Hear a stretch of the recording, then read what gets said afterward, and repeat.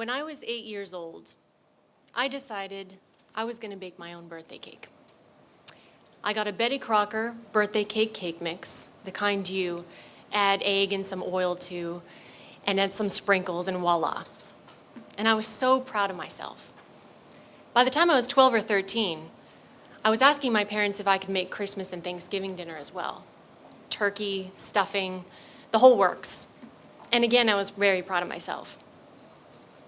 I was not a culinary prodigy, however. I just thought I could do it better than anyone else. Sorry. When I gave birth to my first son, I handed my doctor a birth plan that was around 37 bullet points on a piece of paper. It did not matter to me that this doctor had around 25 years experience delivering babies. I knew how I wanted it done. And you know what? It worked out. It was exactly the delivery I wanted. And this was my crazy, self-fulfilling life prophecy or something, that I would try to control things. They would usually work out pretty well. So that just meant I needed to control everything to make my life okay. So 4 years ago, when I was diagnosed with cancer, that wasn't in the plan. But true to form, I wasn't going to let cancer control me. I had chemotherapy and I lost all of my hair. And for the first couple months, I was rocking the turban scarf thing, the kind of thing that screams, "I have cancer," to everyone when you walk around. It was the first time in Singapore that I've actually been offered a seat on the bus. So people felt sympathetic. But eventually, I knew I wanted to buy a wig. I wanted to go back to the office. And I knew that I wanted to not be the cancer lady anymore. I wanted to feel normal again. So I went to a wig shop in Lucky Plaza. This wig shop, kind of like a hair salon, very brightly lit, rows and rows of wigs on either side of every color, shape, and vintage.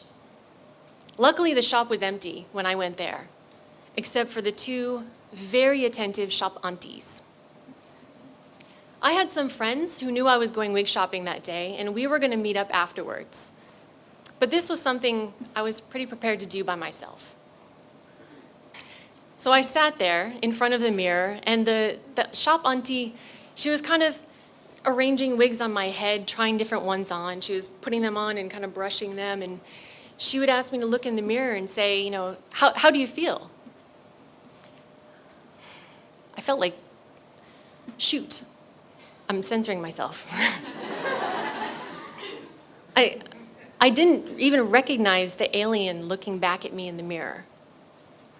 This wasn't making me feel normal. But the most surprising thing about buying a wig, how expensive it is. It was $1,500 for a synthetic hair wig. This put my rational mind into overdrive. This was now an investment.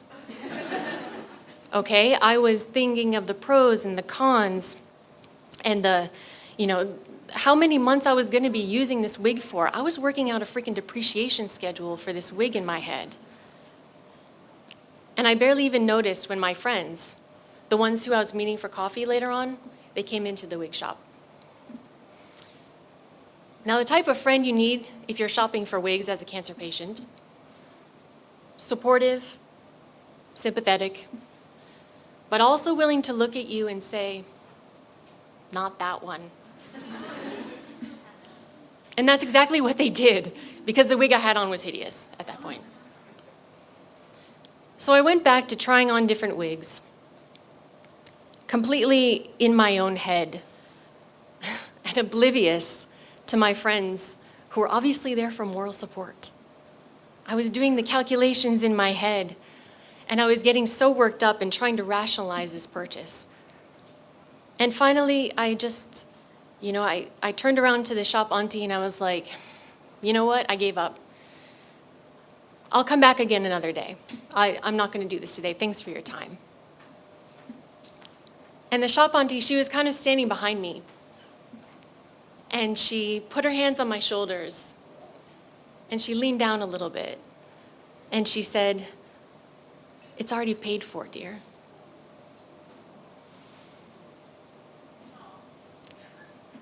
My rational mind imploded at that point. The depreciation schedule, the pros and the cons, they didn't matter. There was no rational explanation for this. All I felt in that moment was the beauty of my friends, Yati, Jean, and Anita, who had spent $1,500 on synthetic hair because they loved me.